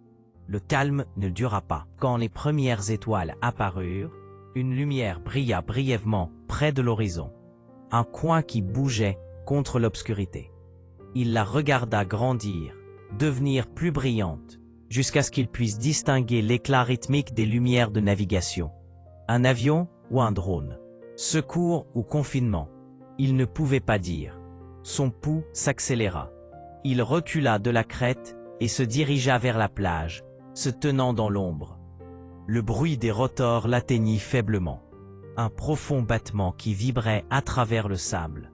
L'appareil passa au-dessus de lui, lent et délibéré, balayant l'île d'un faisceau de lumière pâle. Il se figea sous un groupe de palmiers alors qu'il se déplaçait à travers l'épave et s'y attarda pendant plusieurs secondes. Puis le faisceau se déplaça vers les falaises. La porte du bunker brilla brièvement sous la lumière et l'appareil plana, les moteurs tournant au ralenti. Quelque chose de petit tomba de son dessous, une capsule noire traînant une ligne de fumée, puis il tourna et s'envola au loin. La capsule heurta le sol près des falaises avec un bruit sourd étouffé. Aucune explosion ne s'ensuivit, seulement le faible sifflement de gaz s'échappant. En quelques minutes, une mince brume se répandit à travers les rochers, brillant faiblement au clair de lune. Carter couvrit sa bouche avec sa manche, se retirant dans la forêt. L'odeur l'atteignit, même là, âcre, synthétique, conçue pour nettoyer. Il ne venait pas le sauver. Il stérilisait le site. À l'aube, la brume s'était dissipée, laissant derrière elle un silence plus profond qu'auparavant. Les oiseaux avaient disparu. Même les insectes étaient silencieux. L'air avait un goût de cendre. Il s'approcha prudemment des falaises, retenant sa respiration alors qu'il s'approchait du bunker. La porte métallique était striée de résidus, mais autrement inchangée. Quand il la toucha, elle était à nouveau chaude, vibrant faiblement. Le système avait survécu à tout ce qu'était le gaz. Argus était toujours en vie. Il s'assit sur le sable, épuisé. L'émetteur gisait mort sur la crête. La batterie drainait, mais il ne regretta pas de l'avoir utilisée. Quelque part, quelqu'un aurait pu capter le signal. une parcelle de vérité, portée à travers les parasites. Peut-être qu'il le rejetterait, comme une interférence. Peut-être qu'il le tracerait. De toute façon, il existait maintenant. Il ouvrit son sac et en sortit un petit étui étanche, qu'il avait récupéré de l'épave. À l'intérieur se trouvaient des copies des documents et des photographies qu'il avait trouvées dans le bunker. La preuve de ce qui se trouvait sous l'île. Il scella à nouveau l'étui et marcha jusqu'à l'extrémité nord de la plage, où les falaises se fendaient en une gorge étroite. Là, il trouva une crevasse profonde, cachée parmi les rochers. Il coinça l'étui à l'intérieur, l'enveloppant dans des couches de tissu et marquant l'endroit avec un symbole qu'il gratta dans la pierre, un petit triangle dans un cercle, le même emblème qu'il avait vu sur la photo de son père. S'il ne survivait pas, quelqu'un pourrait le trouver un jour. Sinon, il attendrait tout comme l'île l'avait attendu. Le soleil monta plus haut, brûlant les dernières traces de brume. Il s'assit, le regardant grimper. Son esprit étrangement clair. Il savait que le système réagirait bientôt. Peut-être l'avait-il déjà fait. Mais pour la première fois, il n'avait pas peur. Le silence qui l'entourait ressemblait moins à des murs de prison qu'à la pause avant une réponse. Il avait fait ce que son père n'avait pas pu. Il avait parlé au monde. Loin sur la mer, un faible écho de moteur s'agita à nouveau, devenant plus fort à mesure qu'il approchait. Il se leva, fixant l'horizon, se demandant si c'était un ami ou un ennemi, un sauvetage ou une efface. Le son grandit jusqu'à remplir l'air, vibrant à travers ses os. Et alors que l'ombre de l'avion s'étirait sur la plage vers lui, Carter sentit une étrange paix s'installer sur lui. Une certitude que ce qui viendrait ensuite ne serait pas la fin, mais la continuation du message maintenant porté par le vent et les parasites. Un signal qu'aucune machine ne pourrait jamais faire taire complètement. Le son vint d'abord. Un faible bourdonnement mécanique qui roula sur l'horizon et s'approfondit en une vibration régulière qui fit trembler le sol sous ses pieds. Carter leva les yeux vers le ciel, plissant les yeux dans l'éclat de la lumière du matin, jusqu'à ce que la forme apparaisse contre le bleu. Un hélicoptère, sombre et angulaire, se déplaçant avec la précision d'un prédateur. Il descendit lentement, les pales dispersant la brume salée de la mer. Il se tint immobile, pris entre la peur et l'espoir, chaque instinct lui disant de courir, pourtant enraciné à l'endroit par l'épuisement et le faible. Impossible souhait que peut-être quelqu'un avait entendu son message. L'appareil fit un cercle, balayant l'île d'un faisceau constant de lumière blanche. Quand il se posa sur la plage, le bruit était assourdissant. Le vent fouettant ses vêtements et envoyant du sable piquant sur son visage. Deux silhouettes émergèrent, des silhouettes contre les pales tournantes. Elles se déplaçaient avec une discipline militaire, leurs pas synchronisés, leurs têtes protégées par des casques sombres qui reflétaient le soleil. Aucune insigne, aucun grade visible. Le cœur de Carter tambourinait. Il voulait crier, exiger de savoir qui ils étaient, mais sa gorge était devenue sèche. L'un d'eux lui fit signe de rester immobile, tandis que l'autre balayait les environs avec un appareil portatif. Puis à travers le bruit, vint une voix, plate, contrôlée, déformée par le microphone. « Carter Matthews, vous êtes en sécurité maintenant. Nous vous ramenons à la maison. » Les mots restèrent suspendus dans l'air, creux comme un écho. Il voulait les croire, mais chaque instinct lui chuchotait le contraire. Ces hommes ne se déplaçaient pas comme des sauveteurs. Ils se déplaçaient comme des agents de confinement. Il se rappela le message du bunker. Observation compromise. Confinement initié. Ce n'était pas un sauvetage. C'était la phase finale de l'expérience. Pourtant, il ne résista pas quand ils s'approchèrent.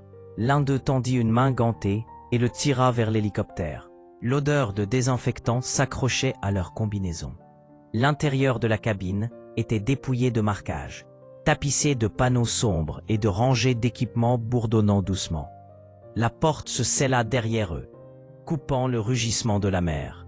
Le bruit s'estompa en un bourdonnement lointain, et la vibration des rotors devint régulière, hypnotique. Carter s'enfonça dans son siège près de l'arrière, fixant le sol. Son corps était lourd, mais son esprit s'emballait. Il devait penser, rester alerte. En face de lui était assis un homme qui n'était pas sorti pendant l'atterrissage. Il n'était pas habillé comme les autres, pas de casque, pas d'armure, juste un costume gris, immaculé malgré l'humidité. Son visage était rasé de près, calme, presque aimable. L'homme étudia Carter pendant un long moment avant de parler. « Vous avez traversé beaucoup d'épreuves, capitaine Matthews. Je suis heureux que nous vous ayons trouvé avant que la situation ne se détériore davantage. » Son ton était doux, entraîné. Il utilisa délibérément l'ancien grade de Carter, comme pour atteindre quelque chose de familier pour le désarmer. La voix de Carter sortit rauque. « Qui êtes-vous » L'homme sourit faiblement. « Mon nom n'a pas d'importance. Ce qui compte, c'est que vous soyez en sécurité maintenant. Vous serez emmené dans une installation où nous pourrons évaluer votre état, vous aider à vous remettre de ce que vous avez vécu. » Le regard de Carter se durcit. « Vous voulez dire me débriefer » Le sourire de l'homme ne s'estompa pas, si vous préférez ce terme. Nous sommes très intéressés à comprendre comment vous avez survécu. La plupart ne durent pas aussi longtemps. La plupart? Le mot sortit plus net qu'il ne l'avait voulu. L'homme se pencha en arrière, les doigts entrelacés. L'isolation peut être destructrice, mais elle peut aussi révéler ce qui est caché. Vous vous êtes remarquablement bien adapté. C'est rare. Carter regarda vers la fenêtre. Mais il n'y avait rien à voir. Seulement le balayage sans fin de l'océan en dessous. L'île n'était déjà plus qu'une ombre au loin, rétrécissant, s'estompant, jusqu'à disparaître complètement sous une nappe d'eau argentée. Il sentit une étrange traction dans sa poitrine, comme si quelque chose en lui était laissé derrière. L'homme continua de parler, sa voix un bourdonnement calme. Vous serez emmené à Panama d'abord, puis transféré dans un centre médical sécurisé. Là, des spécialistes évalueront votre condition physique et psychologique. Procédure standard. Procédure de qui? Demanda Carter doucement.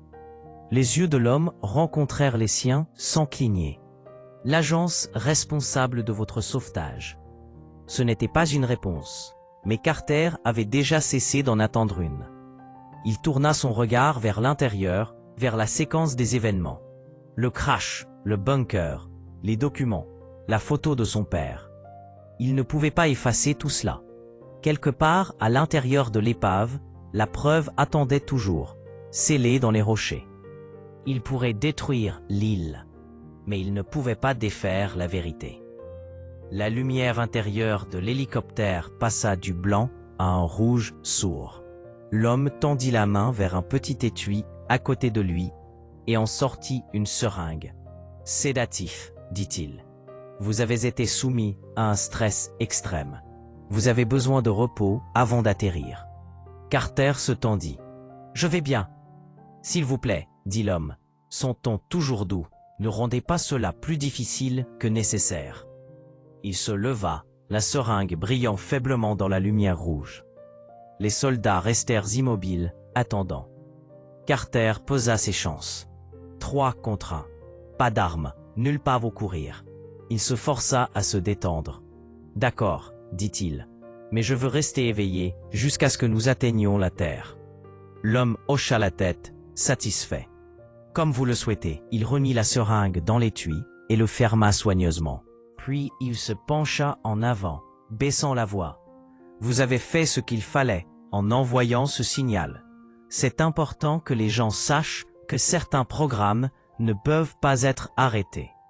Mais vous devez aussi comprendre qu'ils ont déjà reçu votre message et qu'ils ne sont pas contents. » Carter se figea. « Vous l'avez intercepté. »« Nous interceptons tout, » dit l'homme simplement. « C'est notre travail de contrôler le récit. Vous avez parlé dans le vide, capitaine, mais le vide nous appartient. » Les mots frappèrent plus fort qu'un coup. Pendant un instant, Tout son s'évanouit. Le bourdonnement des rotors, le pouls des moteurs, même le battement de son propre cœur. C'était le même piège dans lequel son père était tombé. L'illusion de la liberté, de la révélation, tout faisait partie de l'expérience. Lorsque l'hélicoptère atterrit, l'air était épais d'humidité. Il n'était plus sur l'île, mais quelque part le long de la côte, une petite piste d'atterrissage militaire entourée de jungle.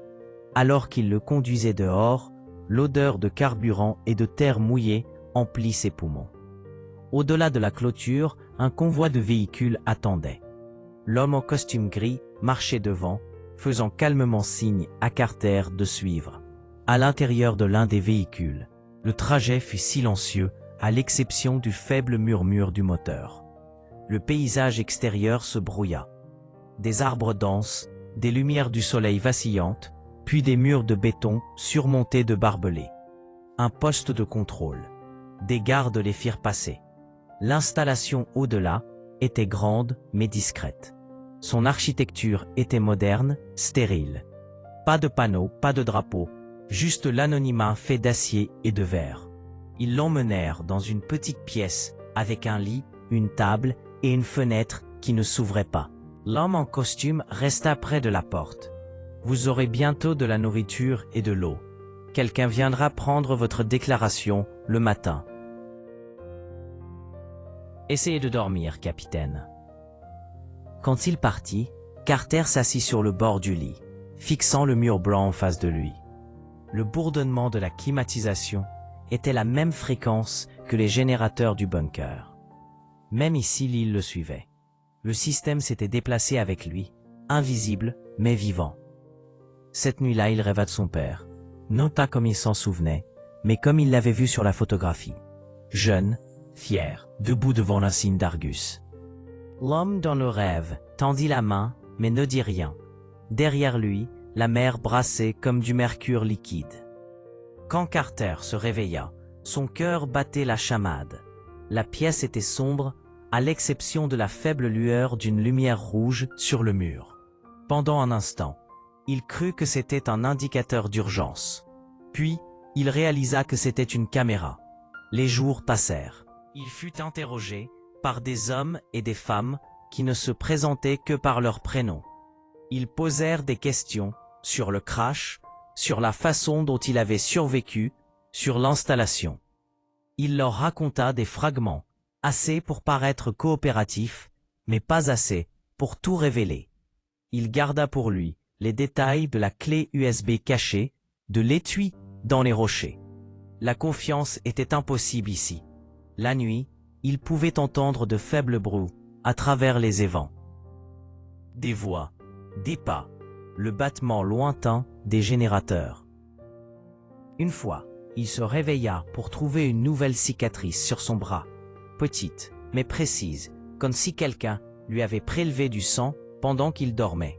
Il commença à marquer les jours sur le mur, avec le bord d'une pièce de monnaie qu'il avait trouvée sous le lit. Mais après un moment, il s'arrêta. Le temps ne signifiait plus rien. Le 10e jour, l'homme en costume gris revint. Il portait un dossier et le posa sur la table, sans un mot. À l'intérieur se trouvaient des photographies.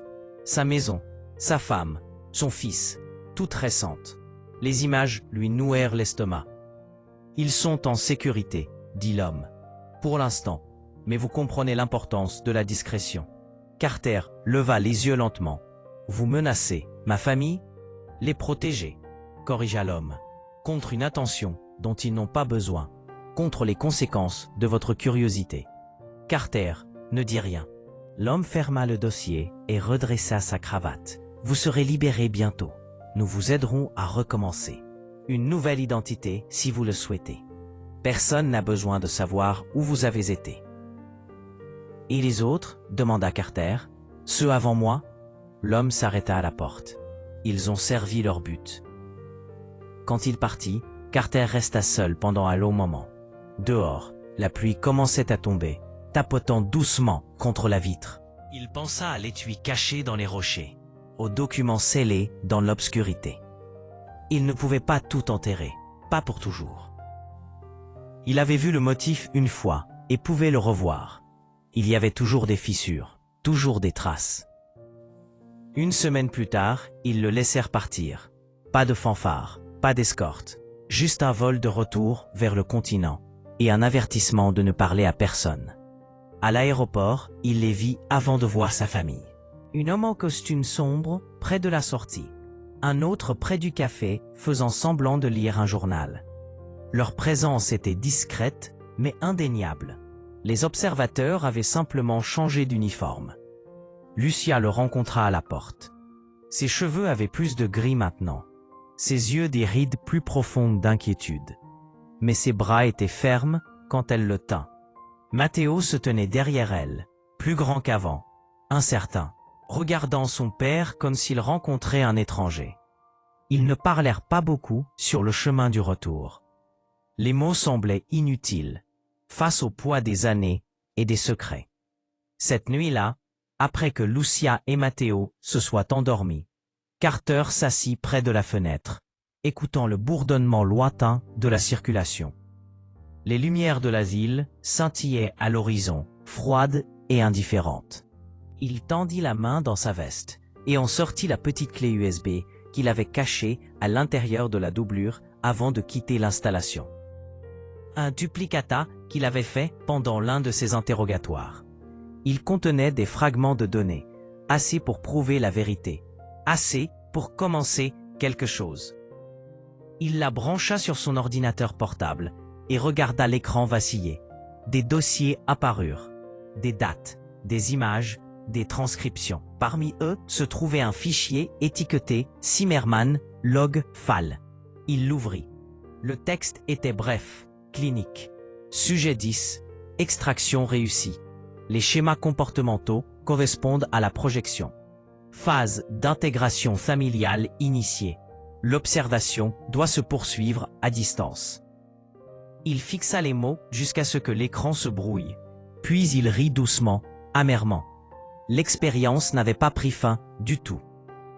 Elle avait simplement déplacé son emplacement, au-delà de l'île, dans sa vie, dans sa maison. Il éteignit l'ordinateur portable et regarda à nouveau par la fenêtre. De l'autre côté de la rue, une voiture tournait au ralenti, ses lumières éteintes. Une silhouette était assise derrière le volant, immobile. Il ne ferma pas les rideaux. Qu'ils regardent. Qu'ils enregistrent. Il avait déjà trouvé un moyen de parler une fois. Il en trouverait un autre. Le signal était toujours là, quelque part, rebondissant entre les satellites et les fréquences oubliées, portant sa voix dans les parasites. Et un jour, quelqu'un l'entendrait. Un jour, les observateurs deviendraient les observés. Les semaines passèrent, et le rythme de la vie ordinaire revint, du moins en surface. Le soleil se levait à travers les minces rideaux de la petite maison à Fort Lauderdale. Et Carter se réveillait chaque matin à l'odeur du café et au son lointain de la circulation. Lucia parlait doucement alors qu'elle se déplaçait dans la cuisine. Et Matteo, maintenant âgé de 15 ans, partait tôt pour l'école. Ses yeux s'éclipsant entre ses parents comme s'il essayait de lire quelque chose dans leur silence. Les voisins saluaient Carter lorsqu'il sortait, et le courrier arrivait tous les après-midi sans faute. Tout semblait normal, presque réconfortant. Mais Carter savait mieux. La normalité était une illusion.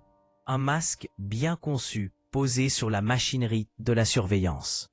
Chaque bourdonnement du réfrigérateur, chaque vacillement de lumière dans le couloir lui rappelait les systèmes cachés de l'île. L'expérience avait changé d'emplacement. C'était tout. Il essaya de se convaincre que le danger était passé. L'homme en costume gris avait promis la paix s'il restait silencieux. Et pour le bien de sa famille, il avait accepté. Mais les promesses n'étaient que des mots. Et Carter avait appris à lire le sens entre eux. La nuit, lorsque la maison s'installait dans le silence, il pouvait sentir le poids du regard invisible pressant à travers les murs. Parfois, une voiture tournait au ralenti de l'autre côté de la rue plus longtemps qu'elle n'aurait dû. Une fois, un drone passa au-dessus. Sa lumière rouge clignotant comme un battement de cœur avant de disparaître dans les nuages. Les observateurs ne l'avaient jamais quitté. Ils avaient simplement changé les outils qu'ils utilisaient. Lucia sentait la tension, bien qu'elle ne dise rien. Elle traversait les jours avec la patience tranquille de quelqu'un qui avait attendu trop longtemps déjà. Les nuits étaient plus dures.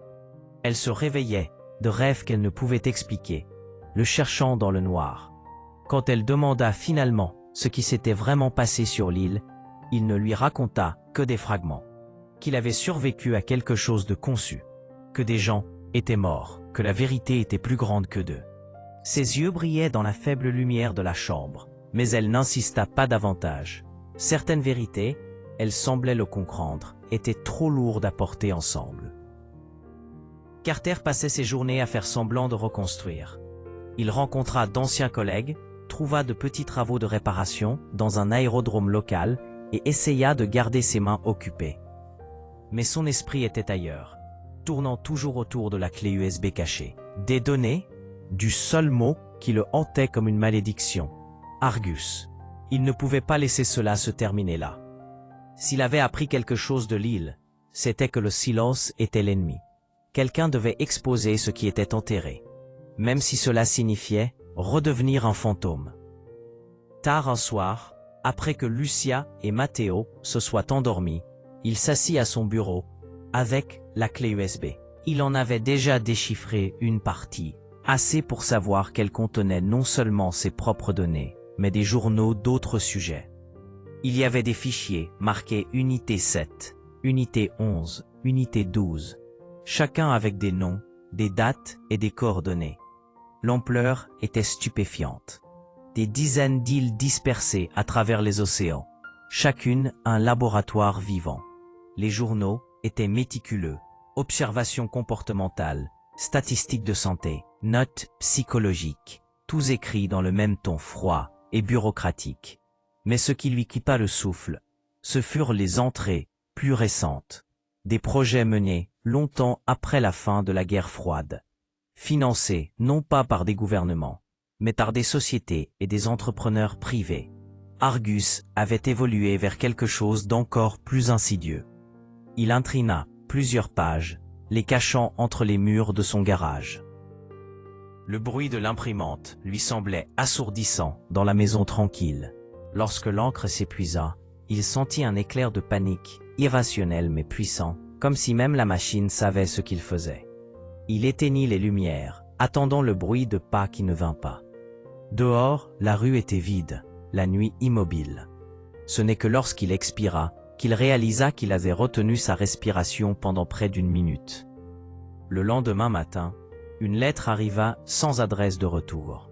L'enveloppe était simple, l'écriture inconnue. À l'intérieur se trouvait une seule photographie, lui et sa famille, pris de l'autre côté de la rue. Au dos, en lettres dactylographiées claires, se trouvaient 4 mots, « Ne faites pas la même erreur ». Il la brûla dans l'évier, regardant l'image se recroqueviller et noircir. Mais l'avertissement persistait dans son esprit comme une écharde. Il aurait dû s'arrêter. Il le savait.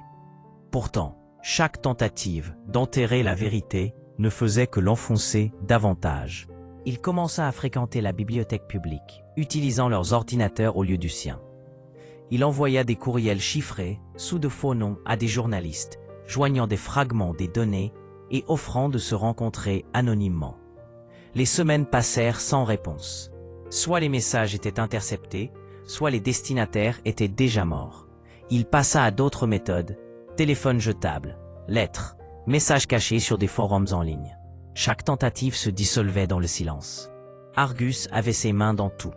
Un soir, Matteo entra dans son atelier sans prévenir. Carter couvrit rapidement les papiers sur la table, mais le garçon avait déjà trop vu. « Tu travailles toujours dessus », dit-il doucement. L'île. Sa voix portait plus de curiosité que d'accusation, mais ses yeux étaient vifs. Carter hésita, puis hocha la tête. « Il y a des choses que les gens doivent savoir. »« Ils ne te laisseront pas faire », dit Matteo simplement. Ce n'était pas de la peur dans son ton. C'était de la certitude, la connaissance lasse de quelqu'un qui avait grandi dans l'ombre des secrets. « Je les vois parfois. La même voiture dehors, les mêmes personnes au magasin. Maman fait semblant de ne pas remarquer, mais elle le fait. Carter tendit la main, posant une main sur l'épaule de son fils. « Tu dois rester loin de ça. Promets-moi. »« Je ne pars pas, » interrompit Matteo. Sa mâchoire se serra d'une manière qui rappela douloureusement à Carter lui-même à cet âge. Le garçon partit sans un mot de plus. Cette nuit-là, Carter ne put pas dormir. Il rêva à nouveau de l'île, de la porte s'ouvrant sur l'obscurité, des machines bourdonnant sous terre. Quand il se réveilla, l'aube filtrait à travers les stores, et le cri lointain d'une mouette le ramena au présent. Il s'assit lentement et réalisa que quelque chose n'allait pas. La maison était trop silencieuse. Le côté du lit de Lucia était vide, mais c'était normal. Elle se réveillait souvent tôt. La porte de Matteo, cependant, était ouverte. Sa chambre était vide. Sur le bureau, une note écrite au crayon, à la hâte. « J'ai besoin de savoir ce qu'ils t'ont fait. » La panique s'empara de lui. Il courut dehors, balayant la rue. La voiture qui y restait habituellement était partie. Il vérifia le garage, les outils, le compartiment secret dans le mur, tous intacts. Puis il remarqua l'ordinateur portable, toujours sur la table, son écran brillant faiblement. Une fenêtre de message était ouverte, un journal de discussion, affichant des lignes de texte entre Matteo et un contact inconnu. Le dernier message, horodaté à 3h14, indiquait « Nous savons où se trouve l'île. Nous pouvons aider. » L'air quitta ses poumons. Il fit défiler vers l'arrière, mais la plupart des conversations antérieures avaient été supprimées. Ses mains tremblaient alors qu'il attrapait sa veste et ses clés. Il devait trouver son fils avant qu'il ne le fasse. Des heures plus tard, il conduisait sur l'autoroute côtière, l'océan clignotant argenté à côté de lui. Les coordonnées dans le chat pointaient vers une petite marina 2 heures au sud, un endroit qu'il reconnaissait de ses premières routes de vol. Il pouvait à peine penser, son esprit, un flou de peur et de culpabilité. Il avait ramené le danger à la maison. Et maintenant, il réclamait la seule chose qui comptait plus que la vérité. Quand il atteignit la marina, les quais étaient presque vides. Des bateaux de pêche se balançaient doucement dans l'eau, et l'odeur de diesel planait lourdement dans l'air. Il chercha chaque jetée, appelant le nom de Matteo, mais seules les mouettes répondirent. Puis, à l'extrémité du quai, il le vit. Un petit bateau à moteur, le moteur en marche, détaché et dérivant lentement, loin de la jetée. Sur son pont était posé un sac à dos et une note pliée lestée par une clé à molette. Carter courut, sautant dans le bateau et le ramenant avec la corde. La note était courte, écrite de la main de Matteo. « Je suis avec eux. Ils ont dit qu'ils peuvent tout prouver. Je ramènerai la vérité. » Sous le message se trouvait un symbole, un triangle dans un cercle, la marque de son père. Il resta là, le papier tremblant dans ses mains, tandis que la réalisation se répandait comme de la glace dans ses veines. Matteo n'avait pas été pris. Il était parti volontairement, attiré par le même besoin de réponse qui avait consumé son père et maintenant lui. Le cercle s'était refermé à nouveau. Argus n'avait pas besoin de les chasser. Il n'avait qu'à attendre. Au moment où il démarra le bateau, la trace s'estompait déjà. L'eau s'étirait sans fin et indifférente, reflétant le ciel pâle du matin. Il poussa les gaz, guidant le navire vers le large. Quelque part là-bas se trouvait l'île, ou ce qu'il en restait. Peut-être qu'elle avait été effacée des cartes. Peut-être qu'elle avait été reconstruite. Il ne savait pas. Mais il pouvait la sentir de la même manière qu'on sent un membre fantôme. Au fil des heures, le littoral disparut derrière lui. Des nuages s'amoncelèrent à l'horizon, lourds et gris. La mer s'assombrit, le vent se levant. Il pensa à la chaîne des pères et des fils liés par des secrets, aux expériences s'étendant sur des générations. Argus avait toujours été plus qu'un projet. C'était une idée, une croyance selon laquelle l'humanité pouvait être étudiée, façonnée, contrôlée. Et chaque fois que quelqu'un essayait de la détruire, elle s'adaptait, avançait, portant un nouveau visage. En soirée, la tempête éclata. La pluie martela le pont, et les vagues s'écrasèrent contre la coque. Il agrippa la barre, la vision brouillée par le sel et l'eau. Des éclairs jaillirent, et pendant une fraction de seconde, il vit quelque chose devant. Une faible silhouette s'élevant de la mer. Une île, ou ce qui y ressemblait. Il poussa en avant, le moteur luttant contre le courant. Quand il atteignit finalement les hauts fonds, il sauta dans l'eau, traînant le bateau jusqu'au rivage. La plage était étroite, parsemée de pierres sombres. Le ciel au-dessus brûlait des dernières lumières de la tempête mourante. Il fit un pas en avant et se figea. Dans le sable gisait une plaque de métal rouillé, à moitié enfouie par la marée. Les lettres étaient presque illisibles, mais il les traça du doigt jusqu'à ce que le nom émerge. Argus, unité 11. Son cœur s'arrêta. Ce n'était pas son île.